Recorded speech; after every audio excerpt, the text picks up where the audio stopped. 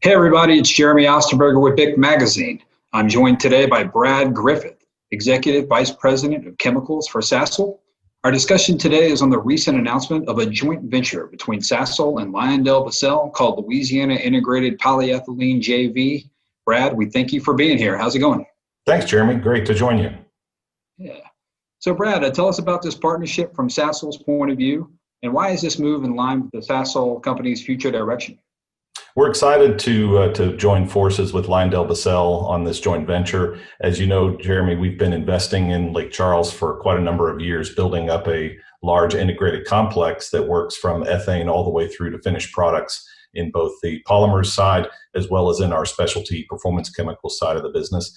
We said in our strategy update at our Capital Markets Day in 2017 that we intended to really focus going forward on our investments towards specialty chemicals, but that we would still retain our business in base chemicals, and we would leverage that through partnering. And this is really bringing that to the fore. I think our intention had been to do that in 1 or 2 years' time after we had fully gotten everything with Lake Charles finished and up and running. But with the current climate, it was a good time for us to find a partner, and LyondellBasell is a great one.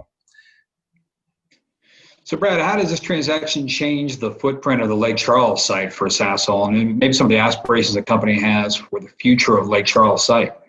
Yeah, absolutely. As with that growth focused on specialty chemicals, we've got a significant land set up there in Lake Charles for growth. So we've got more than 2,000 acres, and we've still got about 2/3 of that we can develop. And what we've planned to do with the chemicals business is to continue to grow more on our alcohols and surfactants value chain with a focus towards essential care chemicals. And at the same time, we've got a very strong high purity alumina business that's in our advanced materials business segment. And that also features as part of the Lake Charles Chemical Project expansion. So the joint venture with LyondellBasell includes our 1.5 million ton ethane cracker, as well as our 2 polyethylene units that we're constructing there. But the rest of the site then stays wholly owned by Sasol, and that's really our focus for continued growth on that alcohols, alumina, surfactants value chain. And as far as manpower for that site, Brad, are there plans and discussions currently in regards to staffing and how things might change? Yeah, we are in discussions with LyondellBasell as we prepare for closing in terms of the employees that are directly associated with those units that are intended to be put into the joint venture. And as was stated on the announcement, a week or so ago, is that the intention is that LyondellBasell will offer employment to those people, but we'll work through those details over the next few weeks. As far as the rest of our site staffing, everybody's really been focused now on recovering from Hurricane Laura and Hurricane Delta. As you probably know, we have more than 1,200 people in the area that have been supporting our plants. And it's certainly been a very difficult time for them over the past 7 weeks as we've worked through Laura and Delta. But Sasol's been working to help them and support them on getting back up in their lives, as well as supporting the community.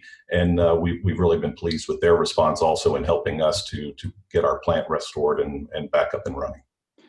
Yeah, Brad, so during Hurricane Laura, there was some moderate damage from what I understand, a little cooling tower, some building damage, nothing too major in process side from what I understand. Yeah, how did the site make it through Delta?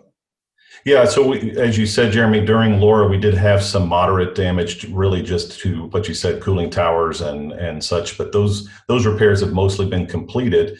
What we were really waiting on for restarting was to be able to have reliable power at scale from Entergy, and I think we all are familiar with the catastrophic damage that Entergy suffered during Hurricane Laura. That was really on its way back when we had to safely shut down the site, in preparation for Hurricane Delta. Very fortunate that Hurricane Delta's intensity was much lower. The track of it was more to the east, which certainly was, meant that Jennings, Lake Arthur, that area suffered more of the brunt.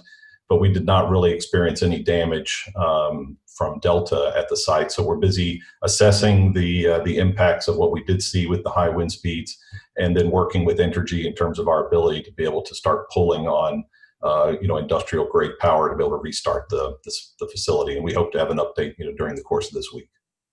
Yeah, thanks, Brad, and thoughts and prayers for all those folks from the company and also all the support contractors in the area. Certainly, so many families have been affected here in the last month.